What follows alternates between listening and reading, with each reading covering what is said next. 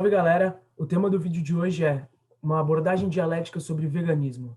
Fica ligado com a gente e já deixa aquele like, se inscreve no canal e compartilha com os amigos.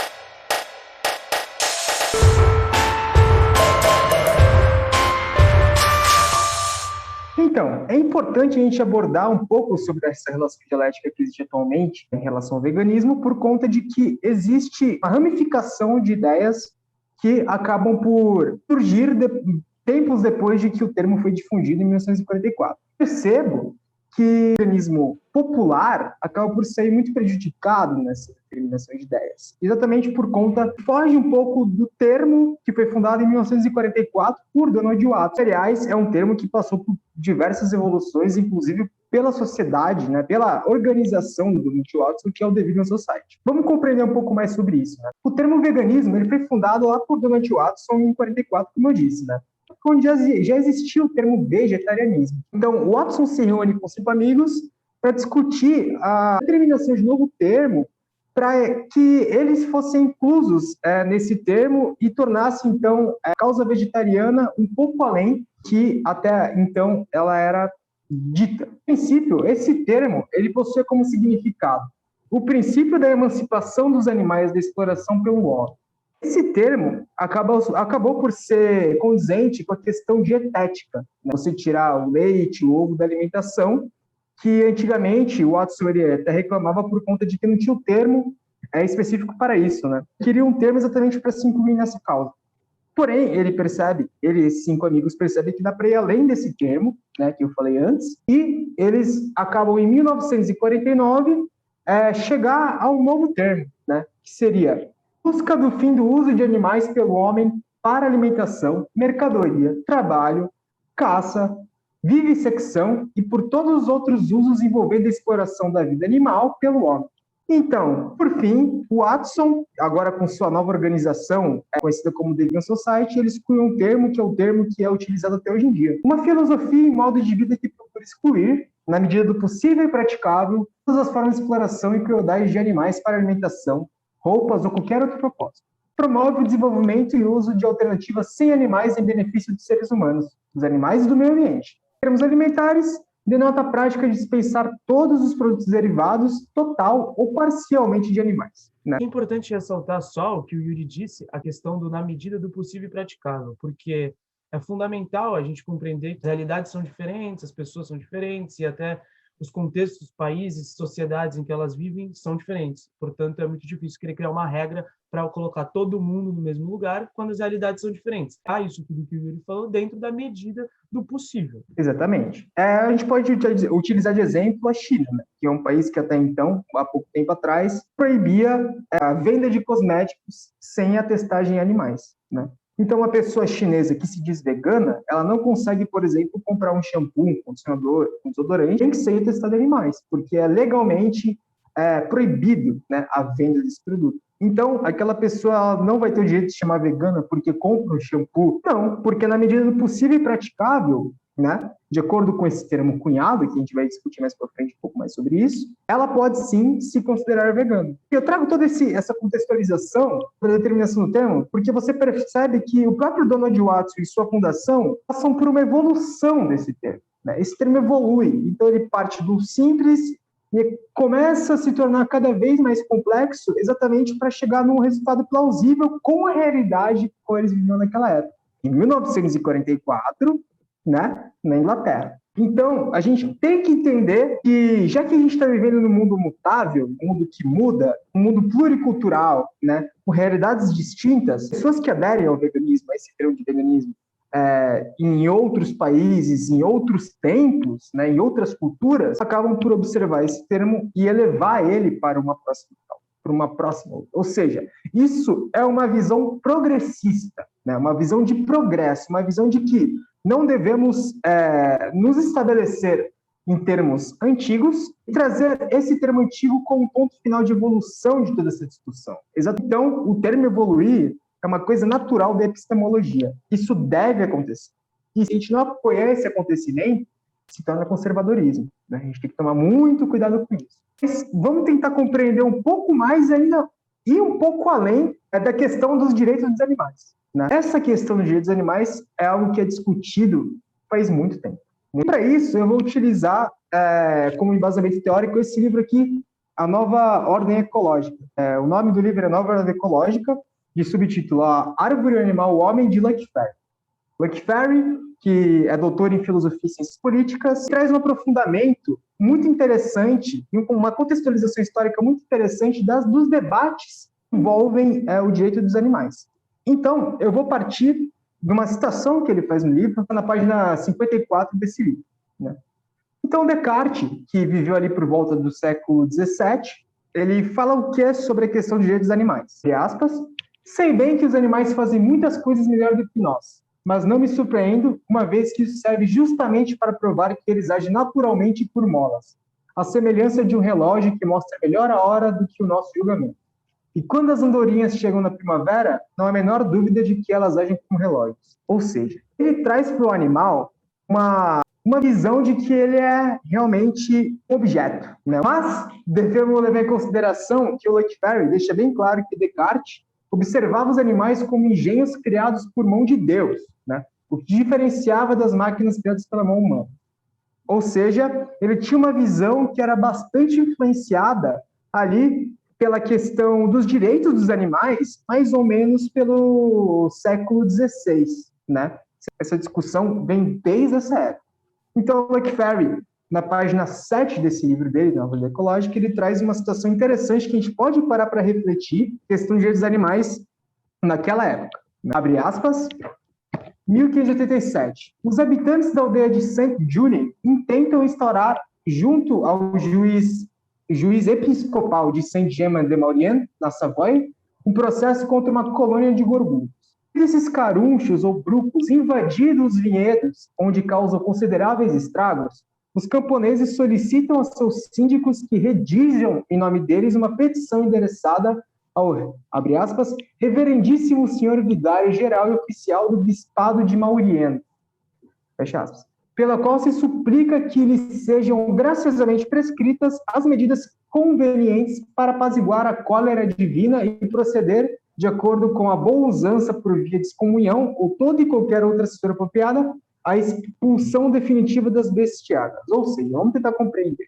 Existia um povo, né, que eles produziam vinho e a produção deles de vinho acabou por ser invadido por essa espécie de caruncho, né, essa praga. Eles abriram um processo judicial, seguindo ali um pedido para o juiz episcopal, para que fossem excomungados esses carunchos, né? E processos como esse eram bem normal nesse contexto, né, pós-fim da Idade Média. Como o Ferry também indica, um processo de 1545, né, que foi basicamente muito parecido com esse, porém o resultado foi muito interessante, né, porque traz como vitoriosos de todo esse processo jurídico os próprios insetos. Conta de que os animais criados por Deus possuíam o mesmo direito que os homens a se alimentar de vegetais, né? Os insetos não foram excomungados, então. Logo, quem acaba por sofrer a consequência são os humanos. Por quê? Porque esses insetos, quando invadem a produção deles, essa praga em específico, acaba por ser considerado um castigo de Deus, para o juiz episcopal daquela época, né?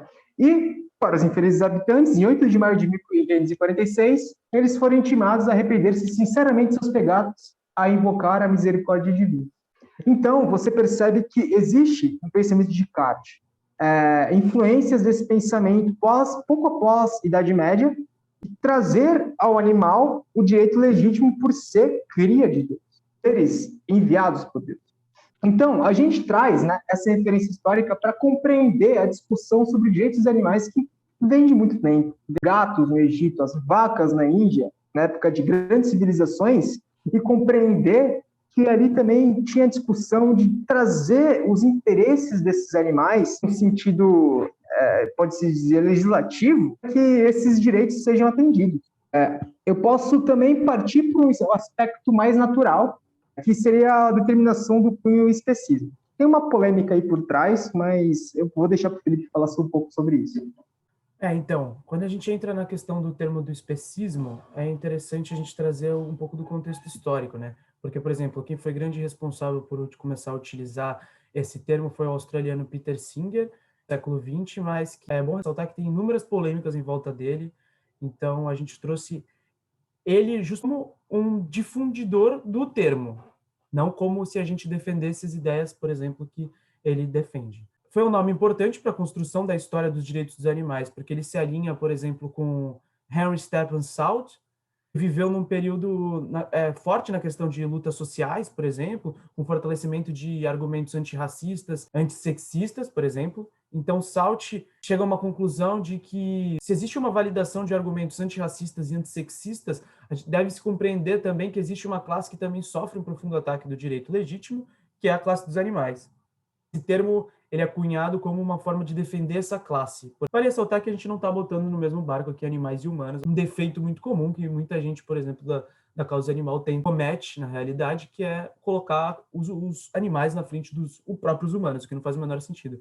Então, essa compreensão, ela surge com Salt por volta do século XIX e depois ela se fortalece no século XX, o Peter Singer, que aí entrando na questão do especismo, que a gente deve perceber que ele próprio passa pelas mutações, justamente por conta de fatores que por exemplo, o veganismo sai da Inglaterra num determinado contexto social e econômico, dá para ir para outros países que têm contextos diferentes, ou na América Latina, por exemplo. Aqui no Brasil a gente tem o MST, que é um movimento fundamental de reforma agrária muito consistente, que ajuda milhares de pessoas e que é muito importante quando a gente trata de veganismo também. A gente tem um país que é voltado justamente para a produção de matéria-prima alimentar, ao mesmo tempo que é um país que ele é comandado por uma bancada ruralista, né? Assim como tem um gigantesco monopólio por parte das indústrias da carne, JBS e tudo mais, mas eu vou me aprofundar um pouco nisso mais para frente. E com todo esse contexto, o veganismo ele acaba por se modificar, evoluir e ser condizente com um país subdesenvolvido, na realidade, né? Que é explorado e tem uma desigualdade social muito alta, como no caso do Brasil e outros países da América Latina. A gente apontou só uma perspectiva histórica e a gente vai agora colocar uma outra abordagem interessante nessa reflexão, que é a questão do veganismo liberal e o veganismo radical. É interessante toda essa abordagem, é essencial trazer essa abordagem para a gente compreender que o veganismo ele é um processo. E quando a gente traz, por exemplo, uma reflexão de um impacto industrial, é importante essa relação também, porque sempre que se fala de veganismo, muitas pessoas falam, mas e o pequeno criador de gado que tem a soja ou o seu porco para alimentar a sua família? É óbvio que isso não tem o mesmo impacto do que um setor industrial, porque justamente com o desenvolvimento de uma sociedade capitalista industrial, pós-evolução industrial, e toda a questão do consumo exacerbado cada vez mais, a gente não tem mais os moldes que tinham antigamente de produção de gado. Hoje em dia é para alimentar uma indústria que é uma das mais lucrativas do mundo, uma das maiores e uma das que mais prejudicam, por exemplo, o meio ambiente do mundo. Então, é interessante a gente trazer essa reflexão de que, não tem um problema específico, gigantesco, digamos assim, com todas as complexidades relacionadas a um pequeno agricultor ou criador de gado, e sim ao setor industrial, que é a realidade de 2021, por exemplo, e de um bom tempo para trás também. Então, por exemplo, quando a gente fala de meio ambiente, é importante a gente citar também o impacto no uso do solo, que acontece a criação de gado, fertilizantes, agrotóxicos, também a liberação de gases de efeito estufa, como metano, dióxido de carbono e outros, o consumo de água absurdo, o desmatamento de florestas para colocar pasto, e, por exemplo, de excrementos de animais que vão ser para os rios, por exemplo, contaminando lençóis freáticos e prejudicando diversos ecossistemas. Quando a gente fala, por exemplo, da indústria da carne, é importante a gente ressaltar que é responsável pela emissão de quase 15% dos gases totais de efeito estufa que são liberados na nossa atmosfera. Então, é um nível bem elevado, altíssimo. Assim contar que, por exemplo, isso tudo que eu falei da questão ambiental ainda não chegou a abordar a questão do próprio sofrimento do animal, que é algo realmente muito cruel. Se a gente for analisar, por exemplo, a forma como os bezerros são tirados das vacas, ou então a questão de toxinas que são liberadas pelos animais por conta do estresse, sabe que quando vão morrer, né? Não sei, um porco adulto ele tem uma inteligência de uma criança de 3 anos, por exemplo, então ele sabe muito bem o que está acontecendo ali. Há todo um contexto da vida inteira dele, que ele foi, na maioria das vezes, armazenado num local completamente insalubre, sem condições de nem se mexer, né, na realidade. Quando a gente fala também, por exemplo, da questão da água, do gasto de água, é interessante que, por exemplo, para 1 quilo de carne ser produzido, são necessários 15 mil litros d'água. Litro de leite são necessários 1.000 litros d'água. 1 quilo de queijo são necessários 5.000 litros d'água. E quando a gente para a nossa realidade, no sentido assim, banho, que é o que é dito na escola para a gente, né? Ó, tem que tomar cuidado com os banhos longos e tudo mais. Realmente é importante toda essa reflexão na cabeça. Agora, segundo o próprio site da Sabesp, o banho de 15 minutos gasta 135 litros d'água, enquanto para você produzir 1 quilo de carne são necessários 15 mil litros d'água. Então, daria para tomar muito banho aí, só para chegar no nível de 1 quilo de carne. Só que isso não é dito para a gente, né? Claro que não. Na escola fala para tomar cuidado com o banho. Nunca vai falar, por exemplo, porque o consumo de água maior, por exemplo, é no caso da criação de gado, né? Aliás, essa é uma área de pesquisa que entra, né? A gente entra na área de pesquisa de educação ambiental freiriana e aborda exatamente o quão opressor é você esconder todas as complexidades do educando, né, dos alunos, do quanto o mundo industrial acaba por afetar diretamente questões ambientais, socioambientais, né, e o quanto o aluno acaba por ser iludido com uma falsa compreensão de que se ele tomar banhos mais curtos e continuar consumindo da forma que ele consome, vai acabar por salvar o mundo. E, infelizmente, isso não é verdade. Muito mais complexo do que isso. Mas esse é um vídeo que a gente pode abordar em outro vídeo, até convidando o nosso orientador aí para discutir. Interessante falar também da indústria do leite, né? Porque o veganismo aborda também a abolição do consumo de ovo, de leite, de tudo no possível praticável, né? Que tem a origem animal e sofrimento animal por volta disso. E sim, o leite não é a vaquinha que fica ali pastando e vai o homem e acaba por tirar o leite com as suas próprias mãos e ele vai estar na caixinha do supermercado para você comprar. Não, isso é uma indústria muito cruel, com diversos maquinários que torturam e tudo mais, estupro de vacas, né, com inseminação artificial para engravidar essas vacas e sempre está gerando filhotes. Os bezerros acabam virando carne de vitela, né? E muitas vezes essas vacas vão ser utilizadas em locais fechados. Aliás, é uma indústria muito pior que da própria carne, porque o animal vai viver sofrendo em um ambiente fechado por muito tempo, até parar de ser produtivo para a empresa, e acaba morrendo e virar carne de terceiro, hambúrguer e tudo mais. E os bezerros são tirados da mãe, mesmo sendo inseminados artificialmente, né? A mãe, por gerar esse bezerro, né, em todo o processo de gravidez, vai ter o apego emocional, como a gente vê em diversos vídeos, né? E vai acabar sofrendo com a retirada desse bezerro de perto dela. E esse bezerro vai ser morto cruelmente para virar carne de vitela, carne bem consumida pela grande elite. A gente tem que lembrar que também tem a geração, por exemplo, de mastite nas vacas, né? E que isso vai acabar gerando quantidades altíssimas de pus no leite que a gente consome. E aí a gente pode entrar naquela questão do nutricídio, que é muito importante a gente discutir, que a gente vai abordar um pouco mais para frente. E vai lembrando a questão da fome, né? A indústria da carne, a indústria do leite, do ovo, a forma que é pautado o sistema industrial hoje em dia na produção de alimentos é uma indústria que gera fome. A maioria dos alimentos produzidos no mundo são para alimentar animais para a indústria. Lembrando que 89%, perto de 90%, segundo a WWF, a produção de soja do mundo é destinada para o consumo de animais de abate. 1/3 dos cereais produzidos no mundo vai para animal de abate. Vamos pensar na realidade brasileira, né, que é uma realidade onde a gente tem mais ou menos a mesma quantidade de cabeça de gado para a mesma quantidade de cabeça humana. Os alimentos de origem vegetal, obviamente, vão ter que ser destinados para alimentar esses gados, que vão durar mais ou menos uns 3 anos até chegar na fase de abate, dependendo do animal, dependendo da situação, tipo de carne e tudo mais. Mas vamos botar uma média de 3 anos. Se a gente pegasse todos esses cereais, essa soja produzida para alimentar os próprios humanos, seria muito mais viável do que você pegar, alimentar os animais para depois alimentar os humanos. Vale lembrar que o veganismo, ele é, de acordo com a ONU, com a OMS, né, é uma prática que é saudável. A dieta vegana é uma dieta saudável, é uma dieta que é condizente com a nossa saúde. Obviamente, se equilibrada como a questão da carne, do consumo onívoro também. Se equilibrado, a gente consegue viver bem. É uma discussão que é inerente, que a gente deve levar em consideração. Isso seria uma luta contra a fome, né? Exatamente. E outra coisa que é importante a gente ressaltar é a questão da JBS, né? Que é a maior produtora de proteínas do mundo, uma empresa brasileira, né? Mesmo ano que o Pantanal brasileiro registrou os recordes históricos de queimadas absurdas, foi o ano que a JBS teve um dos maiores lucros de todos. A exportação da carne aumentou muito. Então, a gente vê o índice de exportação da carne bovina batendo recorde, superando 2 milhões de toneladas. No caso, o principal país comprador da carne bovina é a China. O Brasil. É importante a gente entrar num consenso aqui de que, assim, não vale acreditar ou ter uma visão elitista de algo que não é elitista. A gente viu com comentários do tipo da Xuxa ou do filho do Edson Celulari, por exemplo, ou de outras pessoas que ficam felizes quando vem um nível menor de consumo de carne por conta do excesso dos preços, da elevação dos preços, da inflação e tudo mais, e da crise profunda econômica, social e sanitária que o Brasil está vivendo no momento.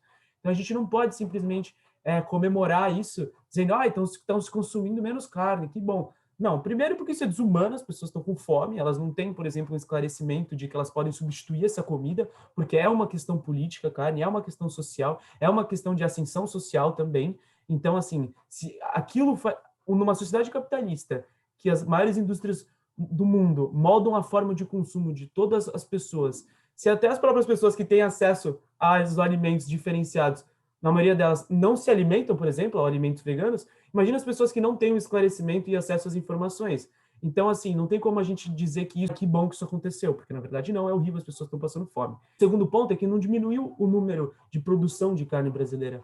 Pelo contrário, ele aumentou. A gente consegue ver nesse dado que eu trouxe aqui, falando da questão da exportação. A grande diferença é que essa carne que está sendo produzida no Brasil hoje está sendo levada para o consumo do norte global. Assim, não é como se as pessoas no Brasil diminuíram o consumo de carne por conta do preço. Isso não é bom para o veganismo. Não quer dizer que as pessoas estão se conscientizando nem nada do tipo. É um pensamento completamente cruel, porque a carne está sendo mais produzida, só que para exportação e não para o consumo interno, por conta da inflação e por conta das crises todas que o país vive. Então, não faz o menor sentido essa linha de argumentação, e é só a gente ver um pouco, tratar isso da forma que tem que ser tratado assim. Ser humano, animal não é mais do que ser humano, de forma alguma, isso não faz o menor sentido, esse tipo de argumento. Pelo contrário, deturpa totalmente a causa. E sim o que o Yuri disse, um processo de soberania alimentar, um processo de trazer o MST, um processo de se instruir por exemplo, a questão do consumo de grãos, de frutas, de verduras ser muito mais barato do que o consumo da carne, por exemplo, é muito mais barato e muito mais nutritivo. É trazer esse esclarecimento e mostrar que, na verdade, não é caro ser vegano, por exemplo, que nem dizem por aí. Existe, claro, a questão que o Yuri vai entrar, que é a parte do consumo industrial de alimentos veganos. Que isso existe, sim, é caro, mas não é a luta do veganismo popular, não é a luta real para você conseguir, por exemplo, mitigar a fome ou ir contra a questão da vulnerabilidade alimentar e preservar sempre uma soberania alimentar e comida para todo mundo.